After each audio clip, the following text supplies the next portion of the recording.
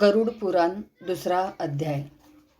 गरुड़ जी ने कहा, हे भगवान, यमलोक का मार्ग कितना दुखदाई है। यहाँ जीव पाप करने से उसमें कैसे जाता है, वह सब मुझसे कहिए। श्री भगवान जी ने कहा, हे गरुड़, यमलोक का मार्ग अत्यंत दुखदाई है। उसे सुनकर मेरे भक्त होते हुए भी तुम कांपते जाओगे।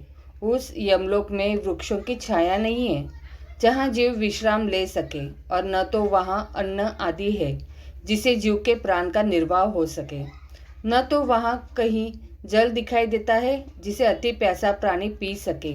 हे खग, उस लोक में 12 सूर्य ऐसे तपते हैं जैसे प्रलय के अंत में तपते हैं। वहाँ ठंडक और हवा से जीव अत्यंत पीड़ित होता है।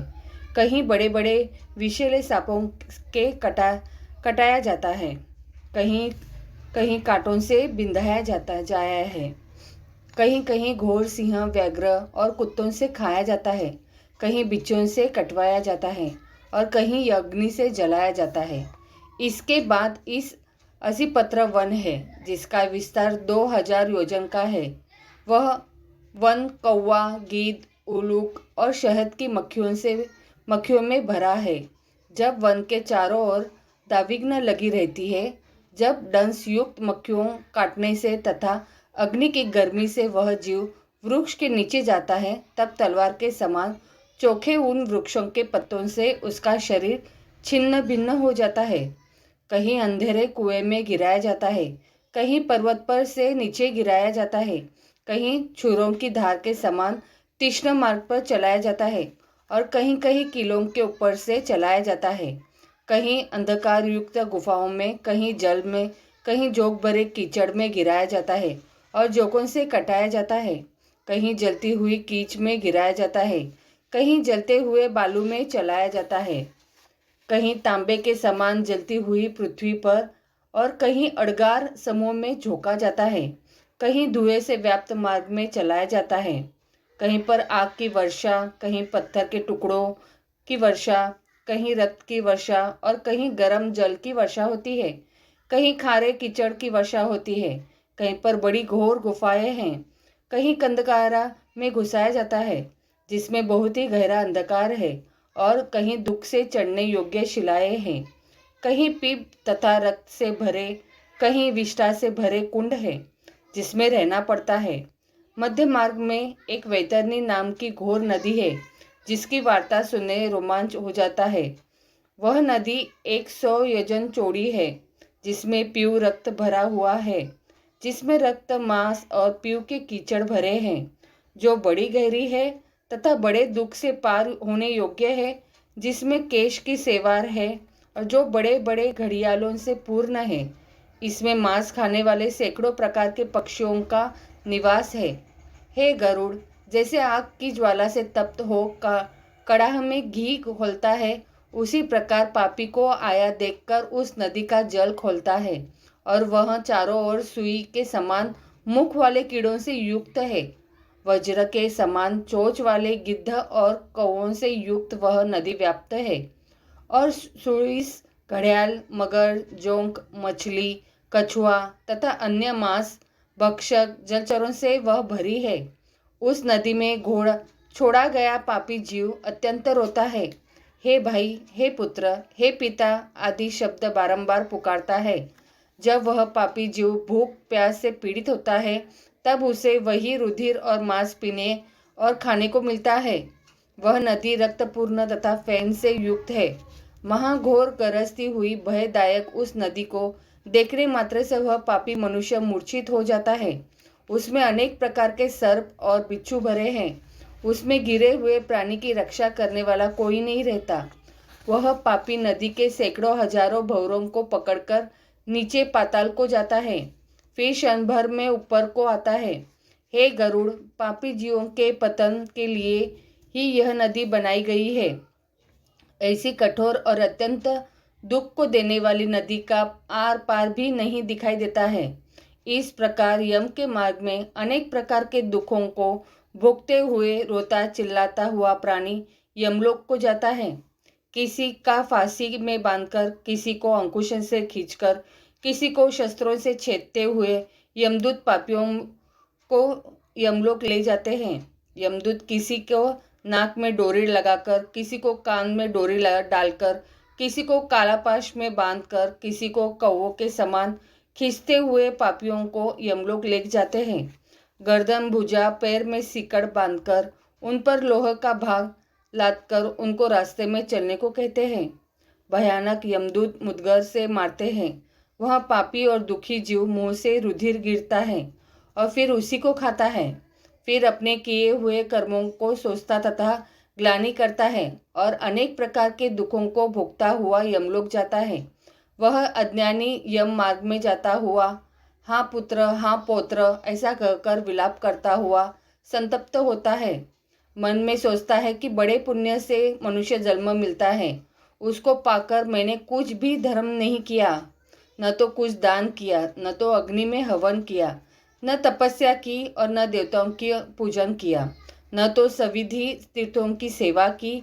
इसी से हे शरीर, अपने किए कर्मों के फलों को भोगो। न ब्राह्मणों का पूजन किया, न गंगा स्नान किया, न साधुओं की सेवा और न तो कभी परोपकार किया। इसलिए हे दीन, अपने किए कर्मों को गए फलों को भोगो। पशु पक्षियों तथा मनुष्यों के हित के लिए न निर्जल देश में जलाशय बनवाया, न तो गौ ब्राह्मणों को जीविका के लिए कुछ वृत्ति दी। इससे हे देहीन, अपने किए कर्मों के फलों को भोगो। न नित्य अन्नदान, न गौओं को कभी पर्याप्त तृण आदि दिया है, न वेद शास्त्र के अर्थों पर श्रद्धा की है, न कभी पुराणों को सुना है, न तो कभी कथावाचक व्यास का पूजन किया है। इससे हे देही ने अपने किए कर्मों के फलों को भोगो। मैंने अपनी स्वामी की आज्ञा का न कभी पालन किया, न कभी बड़ों का आदर सत्कार तथा सेवा की। इसलिए ए शरीर, अपने किए कर्मों को भोगो। पति की सेवा करना ही स्त्रियों का परम धर्म है। यह जानते हुए भी जिस स्त्री ने पति की सेवा नहीं की, पति के मरने पर सती भी नहीं हुई, विधवा होने पर तपस्या नहीं की, इससे हे देही ने अपने किए कर्मों का फल भोगो। अपने पूर्ण कर्मों द्वारा अत्यंत दुखदायी नारी शरीर पाया। उससे न तो मासोपवास, न तो चंद्रायन व्रत ही किया और न ही नियमों के द्वारा उस शरीर को क्लेशित किया। इस प्रकार स्त्री पुरुष जीव अनेक विलाप करता हुआ और अपने पूर्व देह को स्मरण करता हुआ कहता है कि हमारा मानव शरीर कहाँ चला गया। ऐसा कहता हुआ वह जीव यम मार्ग में जाता है। 17 दिन तक वह प्रेत रूपी जीव वायु के समान चलता है। हे गरुड़, 18वें दिन वह प्रेत सौम्यपुर नामक नगर में पहुंचाता है। उस सौम्यपुर नगर में महान प्रेतों के गण रहते हैं। वहाँ पुष्पभद्रा नाम की नदी है और वही अत्यंत सुखकारी और सुंदर एक वट वृक्ष है। यमदूतों के साथ जीव वहाँ पर विश्राम करता है और स्त्री पुत्र आदि के सुख को स्मरण करके दुखित होता है। धन, नौकर, मित्र, स्त्री आदि की चिंता करता है। तब वहाँ के यमदूत कहते हैं कि धन, स्त्री, पुत्र, भृत्य यह सब सुख भोगने वाले कहाँ हैं?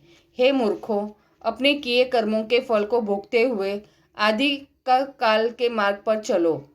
हे परलोक यात्री, तुम यम के पराक्रम को नहीं जानता है। तुम्हारे ऐसे प्राणियों के साथ चलने वाले हम यमदूतों के बल को तू नहीं जानता। तूने कभी ऐसा प्रयत्न नहीं किया जिससे यम यातना न हो। अब तो मुझे निश्चय करके यमलोक को चला जाना होगा। इसमें अब मोलभाव नहीं हो सकता। यमलोक को तो बालक भी जानते हैं। क्या तूने यम यात्रा नहीं सुनी है? क्या ब्राह्मणों के मुख से कभी पुराण भी नहीं सुना? यमदूत ऐसे कहकर मुदगरों से मारते हैं, तब वह मूर्छित होकर गिरता है, फिर उठता दौड़ता और यमदूतों के फंदे से बल पूर्वक घसीटा जाता है। घर से 13वें दिन वह जीव चलता है। 18वें दिन सौम्यपुर नगर में पहुंचता है। वहां पहुंचकर स्नेह अथवा श्रद्धा पूर्वक पुत्र पौत्रों द्वारा दिए मासिक श्राद्ध को भोजन करता है। फिर सौरीपुर को गमन करता है। सौरीपुर में यम के स्वरूप को धारण करने वाला जंगम नाम का राजा उसको देखकर भयभीत हो जाता है और वहीं विश्राम करता है। उस नगर में पहुंचकर त्रिपाक्षिक श्राद्ध में दिए हुए अन्न जल का भोजन करता है और उस नगर को पार करता है। इसके बाद वह प्रेत शीघ्रता से नगेंद्र भवन में पहुंचता है। वहाँ अत्यंत भयानक वन है। उसको देख दुखी होता, रोता और चिल्लाता है। निर्दयी यमदूत को बारंबार खींचते और घसीटते ले जाते हैं। वह उस वन को वह प्रेत 2 मास में पार करता है। वही घर वालों द्वारा द्वादशीक श्राद्ध में दिए अन्न, जल, वस्त्र आदि को खा पहनकर फिर उन्हीं यमदूतों के साथ आगे को चलता है। तीसरे महीने में वह प्रेत गंधर्व पतनपुर पहुंचकर परिवार वालों द्वारा दिए पिंड का भोजन करके चलता है। चौथे महीने में शैलपुर नामक नगर में पहुंचता है। वहां पत्थरों की वर्षा से अत्यंत पीड़ित होता है। वहां चौथे महीने में दिए पिंड को खाकर कुछ सुखी होता है। फिर वह जीव 5वें महीने में क्रोंचपुर में पहुंचता है। वहां 5वें महीने में दिए श्राद्ध आदि को खाकर क्रूरपुर में पहुंचता है, जहां अत्यंत निर्दयी प्राणी रहते हैं। 5.5 महीने में दिए हुए अन्न और जल को खाकर वहां ठहरता है। आधे मुहूर्त तक ठहरकर यमदूतों के साथ आगे को चलता है। वहां आधा मुहूर्त तक ठहरकर यमदूतों के ताड़न से कांपता, अति दुखित होता वह यमदूतों से घसीटा हुआ उस नगर में चलता है। वहां से चलकर विचित्र भवन नामक नगर में पहुंचता है, जहां विचित्र नाम का यमराज का छोटा भाई राज्य करता है। वहां बड़े शरीर वाले विचित्र को देखकर भागना चाहता है, परंतु परवश में पड़ा रहता है। तब उस प्रेत के आगे वैतरणी खेने वाले मल्लाह आकर कहते हैं कि हम लोग वैतरणी नदी के पार उतरने वाले हैं। यहाँ नौका है, यदि तुम्हारा पुण्य हो तो आकर इस नौका पर बैठ जाओ। ज्ञान को देखने वाले मुनीश्वर ने दान को वितरण कहा है। उस दान से जिससे तेरा पार हो जाए उसको वैतरणी कहते हैं। केवट उस प्रेत से कहते हैं कि जो तूने गोदान किया है तो नौका से पार जा सकता है, अन्यथा नहीं। उनके वचन को सुनकर वह प्रेत केवल हाँ देव कहता है और वह नदी उबलने लगती है। उसे उबलती देखकर यमदूत उस नदी में पापी को छोड़ना चाहते हैं। वह जीव बहुत चिल्लाता है। जिस पापी ने दान नहीं किया वह उस नदी में डूब जाता है। तब आकाश में चलने वाले यमदूत उस प्रेत के मुख में कटिया फंसाकर मछली की तरह घसीटकर नदी के उस पार पहुंचाते हैं। नदी के उस पार पहुंचकर 6ठे महीने में दत्त श्राद्ध आदि को खाकर आगे चलता है। फिर भूख से व्याकुल हो मार्ग में अत्यंत विलाप करता जाता है। 7वें महीने में ब्रह्मपद नामक नगर में पहुंचता है। वहां पुत्रों द्वारा 7वें महीने के दिए श्राद्ध आदि को खाकर तृप्त होता है। हे पक्षियों के राजा गरुड़ जी, उस नगर को पार कर दुखदपुर में पहुंचाता है। वहां आकाश मार्ग में चलता हुआ अनेक प्रकारों के दुखों को भोगता है। वहीं पर 8वें महीने के श्राद्ध में दिए हुए अन्न, जल आदि को भोजन करके आगे चलता है। 9वां महीना संपूर्ण होते ही नाना क्रंदकपुर को जाता है। वहां नाना क्रंदगणों को देखकर अत्यंत दुख से व्याकुल होता हुआ चिल्लाता है। फिर यमदूतों के धमकाने से बड़े कष्ट से चलता हुआ 10वें महीने में सुख भवन में पहुंचता है। वहां 10वें मास के दिए पिंड और जल को खाकर तृप्त नहीं होता है। फिर वहां से चलकर 11वें महीने में रौद्र नगर में पहुंचता है। वहां 11वें मास के दिए श्राद्ध जल आदि को खाकर 11.5 महीने में के पूरा होते पर्योवर्षण नगर में पहुंचता है। वहां प्रेतों को दुख देने वाले मेघ बरसते हैं। वहीं पर न्यूनाधिक मास के दिए हुए श्राद्धन आदि को दुख पूर्वक खाता है। वर्ष पूरा होते होते वह प्राणी शीताढ़ नगर में पहुंचता है। वहां हिमालय से भी 100 गुना अधिक शीत पड़ता है। शीत और भूख से पीड़ित यह जीव दशों दिशाओं में देखता है कि क्या यहाँ कोई मेरा बंधु है जो हमारे इस दुख को मिटावे। तब उस जीव से यमदूत कहते हैं कि तेरा ऐसा पुण्य कहाँ, जिस पुण्य के बल से तू इस दुख से छुटकारा पा सकता है। यमदूतों के ऐसे वचन को सुनकर वह पीड़ित जीव वार्षिक श्राद्ध में दिए पिंड को खाकर धैर्य धारण करता है। वर्ष के अंत में यमलोक के समीप बहुत भीतिपुर में पहुंचकर पहले के मिले हाथ भर के शरीर का त्याग करता है। कर्मों के फल भोगने के लिए अंगुष्ठम मात्र का यातना शरीर पाकर यमदूतों के साथ जाता है। हे काश्यप, जिन्होंने मरने के समय औदार्य दैहिक दान नहीं दिया है, धर्म संचय नहीं किया है, वे इस कारण यमदूतों के दृढ़ बंधनों से बंद हुए कष्ट भोगते हैं। हे गरुड़, धर्मराज के नगर में 4 द्वार, उनमें से तुम्हें दक्षिण मार्ग का हाल बतलाया है। ऐसे महाघोर मार्ग में क्षुधा और प्यास से पीड़ित जैसे प्राणी जाता है और वहां जाने फिर क्या होता है वह सब मैंने तुमसे कहा। अब तुम क्या सुनना चाहते हो? दूसरा अध्याय संपूर्णम।